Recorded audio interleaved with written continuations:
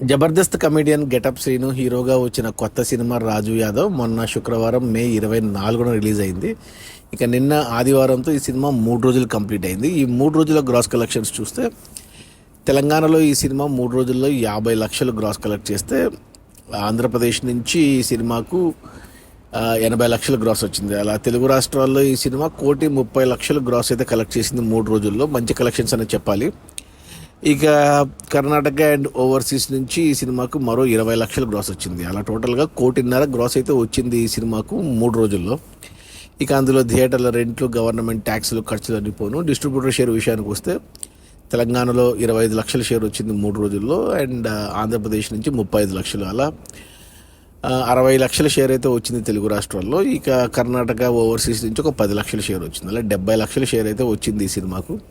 ఈ cinema hit అవ్వాలంటే box office దగ్గర మినిమం 2.5 కోట్లు షేర్ అయితే కలెక్ట్ చేయాలి.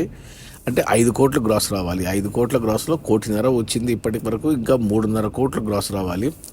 ఇక షేర్ పరంగా చూసుకుంటే 2.5 కోట్లలో 70 లక్షలు వచ్చాయి.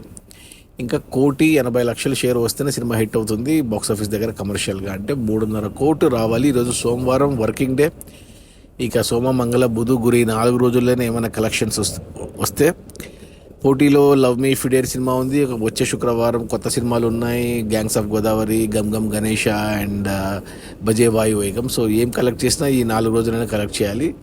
నాకు తెలిసి సినిమా ఇంకో 10-20 లక్షలు కలెక్ట్ చేస్తుంది. అంతకు మించి పోవడం కష్టమే. సినిమా కమర్షియల్గా ఫ్లాప్ అని చెప్పాలి.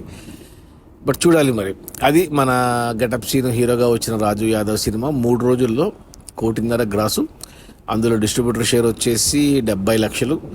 సినిమాని డిస్ట్రిబ్యూటర్లు 2.5 కోట్లకు కొంటే 70 లక్షలు వెనక్కి వచ్చాయి. ఇంకా 1,80,00,000 వస్తేనే హిట్ అవుతుంది సినిమా. 1,80,00,000 షేర్ రావాలంటే ఆల్మోస్ట్ 3.5 కోట్ల దాకా గ్రాస్ రావాలి. ఇక అది కష్టమే. Okay, bye.